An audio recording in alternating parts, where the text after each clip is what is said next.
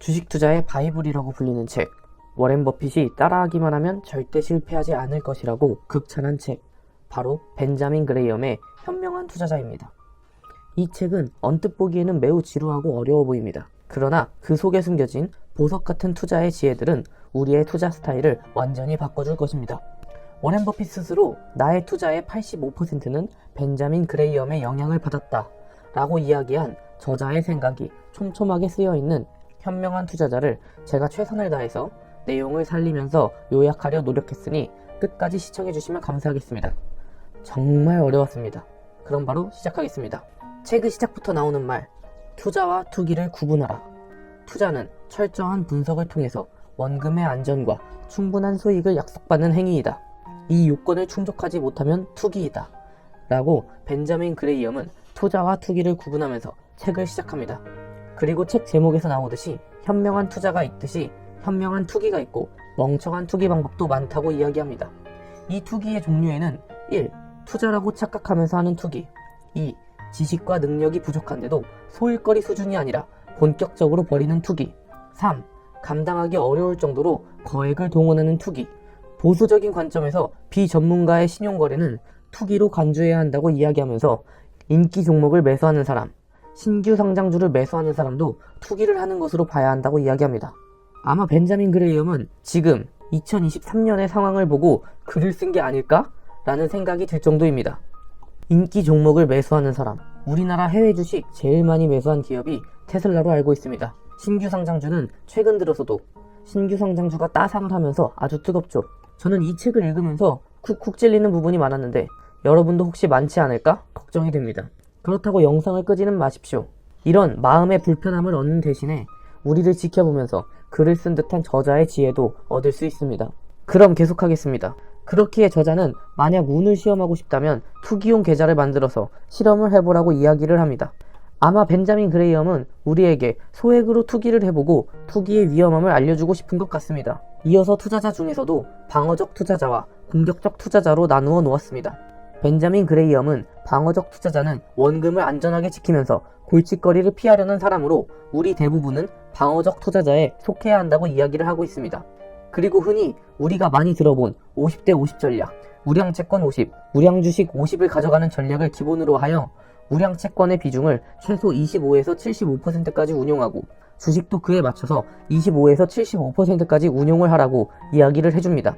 사실 벤자민 그레이엄이 정말 간단하게 이야기한 이 방어적 투자자의 비중을 맞춰서 투자를 기계적으로 진행하면 우리는 투자를 진행하면서 돈을 잃을 확률이 거의 제로에 가깝게 만들 수 있을 것입니다. 그 이유는 아시다시피 일반적으로 채권과 주식은 서로 반비례하면서 가격이 움직이는 경향이 있기 때문입니다. 정말 중요한 단어입니다. 기계적. 벤자민 그레이엄의 이 비중을 기계적으로 운용한다면 우리는 상대적으로 채권이 비싸지면 채권을 팔아 주식을 사고 상대적으로 주식이 비싸지면 주식을 팔아 채권을 매수하면 되는 것입니다. 여기서 상대적으로 비싸진다는 것은 반대로 주식의 가격이 폭락하여 채권이 상대적으로 비싸지면 채권이 오르지 않았더라도 채권을 팔아 주식을 사면 되는 것이죠. 이런 기계적 운용은 원금을 지켜내면서 채권의 이자와 주식의 배당을 받고 후에 강세장이 왔을 때 매매 차익까지 기대할 수 있는 방법입니다. 그렇게 벤자민 그레이엄은 우리에게 이런 방어적 투자자로서의 태도를 강력하게 추천을 하는 것입니다. 그러나 아쉽게도 우리는 이런 방어적 투자자로는 만족하지는 못할 것입니다. 저 또한 그렇고요. 그렇지만 혹시 채권이나 방어적 투자에 관심이 있으신 분들도 분명 계실 것이라고 생각이 들어 간단하게 이야기를 하자면 이 책에서는 이런 방어적 투자자들을 위해서 여러 가지 채권들 중에서도 어떤 채권들을 선택할 것인지 여러 조건들을 기준으로 들어서 설명을 해주고 있습니다. 예를 들어서 비과세 채권과 이자율이 높은 채권 중에서 선택할 기준을 주고 우리가 어떤 조건의 우량 채권들 중에서 선택해야 할지 알려주고 있습니다.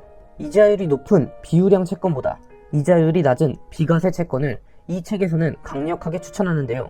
그 이유로는 채권 이자 지급을 국가나 지자체로부터 보증을 받을 수 있는 비과세 채권을 잘 선택하면 비우량 등급의 기업이 혹시 모를 위기에 처했을 때 닥칠 위험을 피하면서 나쁘지 않은 수익률을 올릴 수 있기 때문이라고 이야기합니다.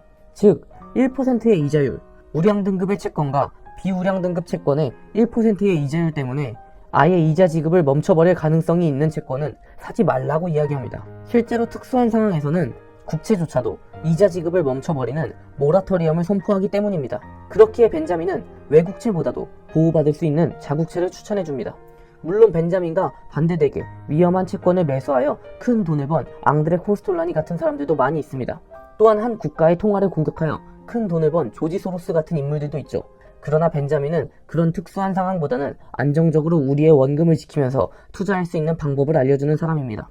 그렇게 우리가 이 벤자민의 방법을 따라한다면 한순간에 큰 돈을 버는 모험을 하지는 못하지만 시간이 지나보면 결국 부자, 경제적 풍요의 상태에 도달해 있을 것이라는 확신이 드는 길입니다. 그러나 이 영상을 여기까지 시청하신 분들은 주식 투자에 대한 열정이 남다르실 것이라고 생각을 합니다. 그렇게 이런 방어적 투자자의 길에 만족할 수 없기에 이 영상을 시청하고 계시는 것이라고 생각이 듭니다. 그럼 바로 그런 분들을 위한 공격적 투자자에 대한 벤자민의 설명과 방법들을 이야기해 보겠습니다. 공격적 투자자는 방어적 투자자보다 좋은 실적을 바라기에 여러분처럼 재능과 열정을 쏟아부어야 한다고 이야기합니다. 그러나 천부적인 재능과 열정을 쏟아도 실패하는 사람이 많고 재능과 열정이 오히려 걸림돌이 될 수도 있다고 이야기합니다. 그럼 어떤 방식으로 주식 매매를 해야 공격적 투자자가 재능과 열정을 보상받는 좋은 수익률을 얻을 수 있는지 이야기해 보겠습니다. 일단 벤자민은 4가지 상황을 이야기해 줍니다. 첫 번째, 주가 지수가 낮을 때 매수해서 높을 때 매도. 그러나 첫 번째 상황인 지수가 낮을 때 매수해서 높을 때 매도부터 너무나 당연한 이야기다 라고 생각을 하실 수 있는데요. 그에 대한 벤자민의 이야기를 바로 해드릴 테니 잠시만 기다려 주십시오. 그럼 이어서 두 번째, 신중하게 선정한 성장주 매수. 세 번째, 다양한 염가 종목 매수. 네 번째, 특수상황 종목 매수. 이렇게 4가지가 있습니다. 자, 그럼 첫 번째 지수가 낮을 때 매수해서 높을 때 매도에 대해서 이야기를 해드리겠습니다. 일단 벤자민의 결론은 이 지수를 맞추는 것은 정확하게 알 수는 없다고 이야기를 합니다. 아 뭐야, 결국 모른다는 거잖아 라고 생각하실 수 있지만 지수의 높은 고점은 몇 가지 공통적 특성을 가진다고 이야기를 해주는데요. 첫 번째, 역사적 고점 기록. 두 번째, 높은 PER. 여기서부터 중요합니다. 세 번째, 채권 수익률보다 낮은 배당 수익률. 네 번째, 신용거래 투기 증가. 다섯 번째, 부실기업의 신주 공모 성행을 이야기해줍니다. 역사적 고점 기록, 높은 PER은 당연하다고 생각하실 수도 있지만 세 번째, 채권 수익률보다 낮은 배당 수익률과 네 번째, 신용거래 투기 증가, 다섯 번째, 부실기업의 신주 공모 성행은 우리가 경험해본 과거와 비교해보면 그럴지도? 라는 생각이 드실 것입니다. 실제 우리의 마지막 상승장이었다고 생각되는 2020년 말부터 2021년에는 기업의 시가총액이 높아지면서 상대적으로 배당률이 낮아졌습니다. 대표적인 예는 당시 시가총액 2위였던 SK하이닉스로 들겠습니다. 당시 삼성전자는 이재용 회장의 승계에서 나오는 세금을 납부하기 위해 특별 배당을 실시했기 때문입니다. SK하이닉스의 2020년도 실시한 배당은 1%가 채 안 됐습니다. 다른 연도에 1% 이상을 꾸준히 해오던 배당을 해당 연도에는 전년도보다 배당률을 17%를 올렸으나 주가 상승으로 인하여 1%도 안 되는 배당을 주는 기업으로 변한 것이죠. 또한 신용거래额자금도 역대급 수준이었던 25조 수준까지 올라갑니다. 지금은 시장이 나름 반등을 해주고 있음에도 16조인 것을 감안하면 지금 신용잔고의 60% 가까이 증가해야 고점의 신용잔고 수준이 되는 것이죠. 또한 부실기업의 신주 공모 성행은 정말 당시 공모주 열풍이었습니다. 많은 기업들이 IPO를 진행하면서 시장의 유동성을 빨아들이며 좋은 가격에 상장을 성공했습니다. 그리고 그때 IPO한 기업들 대부분이 그 당시 고점을 회복하지 못하고 아주 낮은 가격에 현재 형성이 되어 있습니다. 벤자민은 이렇게 시장이 강할 때 공모주가 성행하는 이유는 젊은 창업자들이 좋은 가격에 자신의 회사 지분을 팔아 돈을 벌고 싶기 때문이라고 이야기를 합니다. 물론 좋은 회사를 만든 창업자들이 자신의 회사 지분을 팔아 엑시트를 하는 것은 당연한 인간 심리라고 생각을 합니다. 그러나 우리 투자자들은 이런 창업자들의 심리를 조심해야 한다는 것이죠. 왜냐하면 그들은 자신들의 회사가 가치보다 좋은 가격을 받고 있다는 사실을 알고 있기에 엑시트를 빠르게 하고 싶어 하는 것이기 때문이죠. 즉 우리는 그런 비싼 가격에 창업자들의 지분을 사주면 손해를 볼 확률이 크다는 것입니다. 위에 말씀드린 5개의 강세장에서 나타나는 특성들, 역사적 고점 기록, 높은 PER, 채권 수익률보다 낮은 배당 수익률, 신용거래 투기 증가, 부실기업의 신주 공모 성행을 기억하시면 후에 찾아올 약세장을 알아차리시고 충분히 준비하실 수 있을 것입니다. 그러나 앞에서 말씀드렸다시피 벤자민은 이것만으로는 강세장의 끝을 확실하게 알 수는 없다고 하였습니다. 그 이유는 시장에 저런 특성들이 나왔다고 하더라도 대중들의 탐욕이 언제 끝날지는 정확하게 알 수 없기 때문이죠. 오죽했으면 뉴턴의 명언 중에 나는 천체의 움직임은 계산할 수 있으나 인간의 광기는 계산할 수 없다라는 말이 있을 정도이기 때문이죠. 그만큼 시장을 정확하게 예측한다는 것은 불가능하고 강세장의 지속시간 또한 길어질 수 있다는 것입니다. 그렇기에 벤자민은 지수의 최저점에서 사서 최고점에 파는 것은 불가능이라고 이야기한 것이고, 이러한 벤자민의 입장을 이해하면서 우리는 투자자의 마음으로서 기다려야 한다고 생각을 합니다. 벤자민은 앞에서 투기자는 1년 뒤에 주식이 오를 것을 알면 그 1년을 기다리지 못하고 다른 종목을 찾으러 간다고 하였고, 투자자는 1년쯤은 거뜬히 기다려서 수익을 가져간다고 하였습니다. 우리가 미래에 광기의 강세장에 맞닥뜨렸을 때 상승만을 외치는 대중들을 바라보며 우리의 내면에서 올라오는 욕심을 조절하고 투자자의 마음으로 1년, 2년을 기다린다면 분명 우리에게 기회는 올 것이라고 생각을 합니다. 그리고 이런 이야기를 하고 있다 보니 저번 강세장에서 많은 투자자들이 워렌 버핏에게 나이가 들어서 감이 떨어졌다, 왜 현금을 저렇게 많이 들고 투자를 안 하냐 등의 되지도 않는 비웃음을 날렸었지만, 결국 시간이 지나보니 벤자민의 가르침을 받았던 워렌 버핏이 옳았고 제가 포함된 대중들이 틀렸음을 알게 되었죠.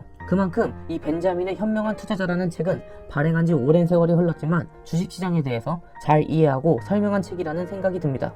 두 번째, 신중하게 성장주 매수입니다. 왜 벤자민은 신중하게라는 말을 붙였을까요? 그 이유는 다음과 같이 이야기합니다. 성장주 투자에는 두 가지 결함이 있다. 첫째, 실적이 좋아서 전망이 밝은 주식은 주가도 그만큼 높다.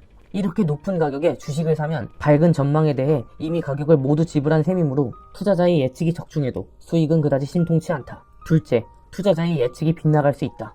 높은 성장률은 영원히 유지될 수가 없다. 장기간 높은 성장률을 달성한 기업은 이미 규모가 거대해서 시간이 갈수록 성장률을 유지하기가 어렵다. 어느 시점에 이르면 성장률이 둔화하고 흔히 하락세로 돌아선다. 지금까지 시대를 바꿀 듯한 모습을 한 수많은 성장주들이 세상에 나왔었지만 지금 결국 이름을 유지하고 있는 것은 여러분이 알고 있는 빅테크들 뿐입니다. 그리고 이 빅테크라는 기업들도 언제 성장률이 둔화되고 하락세로 돌아설지 모르는 것이죠. 그런데 이런 덩치가 거대해지며 자본이 풍부해져 안정적으로 현금 흐름이 들어오는 빅테크가 아닌 소형 성장주들은 우리 같은 일반 투자자들이 수익을 내기 매우 힘든 게 사실입니다. 실제로 벤자민은 한 기업에 투자를 지속하여서 대박이 난 사람들은 그 기업과 연관된 사람일 확률이 높다 라는 말을 했습니다. 실제로 마이크로소프트의 빌 게이츠, 아마존의 제프 베조스, 테슬라의 일론 머스크, 메타의 저커버그 등 한 기업의 지분을 계속 쥐고 있어서 부자가 된 사람들입니다. 즉, 그 기업을 직접 경영하거나 속해서 일하는 사람이 아니라면 시장이 변동성을 일으킬 때 결국 좋은 수익을 내고 매도하는 경우가 대부분이고, 매도를 진행하면서 결국 대박을 터뜨리지 못한다는 것이죠. 그렇기에 벤자민은 이러한 성장주 투자도 딱히 추천을 안 하지만 꼭 하겠다는 공격적인 투자자는 위의 두 가지 특성, 성장주를 높은 프리미엄을 주고 매수하면 안 되고 성장주의 성장성이 흔들릴 수도 있다는 사실을 염두에 두고 투자를 진행하라고 조언합니다. 만약 여기까지 영상을 시청하셨다면 이제 어떤 종목에 투자를 하면 안 될지에 대해서 어느 정도 알게 되었고, 이제 어디에 투자를 해야 하는지 말씀을 드리도록 하겠습니다. 세 번째, 다양한 염가 종목 매수입니다. 이 염가 종목이란 시장에서 평가하는 가격보다 내재 가치가 50% 이상 높아야 진정한 염가 종목이라고 이야기를 합니다. 쉽게 이야기를 드리면 여러분이 어떤 중고 지갑을 10,000원에 샀는데 그 지갑 안에 10,000원 이상의 돈이 들어있다면 이해가 되시나요? 사실 이런 종목을 찾으려면 필수적으로 재무제표를 봐야 합니다. 그리고 그 재무제표에서 해당 기업이 가진 유동자산과 부채를 비교해 보아야 하죠. 그런데 이 세상에 있는 모든 기업들의 재무제표와 자산들을 볼 수는 없습니다. 그렇기에 벤자민은 해당 종목수를 두 가지의 경우로 확 줄여줍니다. 첫 번째, 실망스러운 실적. 두 번째, 장기 소외. 최근 실적이 일시적으로 나오지 않았거나 시장으로부터 장기 소외가 된 종목 중에서 재무제표를 뒤져서 염가 종목을 찾을 수 있습니다. 그럼 우리는 실적 쇼크가 난 튼실한 기업들 중에서 업종이 사람들의 시선을 끌지 못하는 지루한 종목을 주로 찾아보면 될 것입니다. 그럼 우리가 10,000원짜리 지갑을 샀을 때 5,000원, 3,000원은 들어있는 종목을 충분히 매수할 수 있고, 그런 기업을 사서 기다리면 수익을 올릴 확률이 높다고 이야기를 합니다. 다음은 소외된 대형주 투자입니다. 실적 부진이나 업종에 따라서 시장에서 소외된 주식들이 항상 존재합니다. 간단하게 예를 들면 이번 코로나로 인해서 의약산업에 열풍이 불자 시장의 유동성이 모두 이쪽으로 치우쳐져 버렸고, 그로 인해서 상대적 낮은 가격의 대형주들이 있었습니다. 또는 실적이 쇼크가 나서 일시적으로 주가가 큰 폭으로 하락하는 대형주들이 있습니다. 벤자민은 이런 기업의 주식을 사면 수익을 볼 확률이 크다고 이야기를 합니다. 그 이유는 대형주는 자본과 인재가 풍부하므로 역경을 이겨내고 실적을 회복하기가 쉽고, 이렇게 실적이 회복되면 시장이 신속하게 반응하기 때문이라고 이야기를 합니다. 그렇게 소외된 대형주에 투자하는 것도 좋은 방안이라고 이야기를 합니다. 네 번째, 특수상황 종목 매수입니다.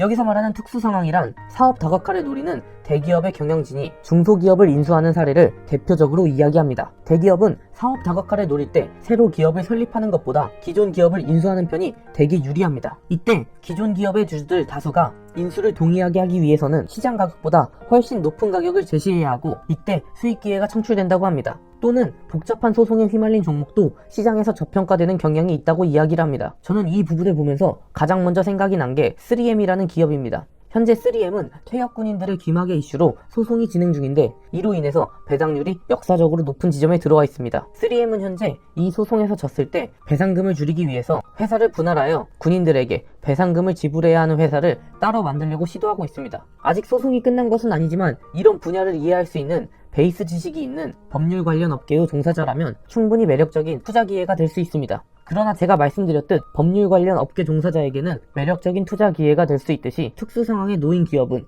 전문 분야의 지식이 필요한 경우가 많이 있습니다. 그렇기에 우리가 사용할 수 있는 벤자민의 추천 기법은 소외된 대형주와 염가 종목 매수입니다. 그리고 소외된 대형주와 염가 종목은 우리가 찾아보려고 한다면 충분히 찾아볼 수 있을 것입니다. 이 책에서 이야기하는 주된 목표는 저렴한 가격의 주식을 사야 한다는 것입니다. 워렌 버핏도 이 저렴한 가격에 사야 한다는 것을 철저하게 지키고 있죠. 이 책에서 이야기는 정말 중요한 내용이라 다시 한번 말씀드리겠습니다. 저렴한 가격에 주식을 사셔야 합니다. 만약 지키기 어려우실 것 같으면 종이에 써서 벽에 붙여놓고 매일 아침 읽는 것도 방법입니다. 이렇게 종이에 써서 벽에 붙여놓고 매일 읽으면 매수를 하려다가도 이거 저렴한 거 맞나? 생각을 하게 됩니다. 꼭 기억하십시오. 저렴한 주식을 매수해라. 구독자님들이 철저한 분석을 통해 저렴한 가격에 있는 주식을 찾아내어 성공적인 투자를 해냈으면 좋겠습니다. 추가로 이 책에는 정말 보석 같은 내용이 너무 많이 들어있습니다. 이 영상을 끝까지 시청하신 분들이라면 아마 이 책도 읽으실 만한 주식에 대한 관심과 이해력이 있으시다고 생각을 합니다. 그러니 이 책을 꼭 읽어보셨으면 좋겠습니다. 그리고 저도 이 책에 대한 영상을 앞으로도 업로드할 테니 구독, 알람 설정 눌러주시면 제 영상을 바로바로 보실 수 있습니다.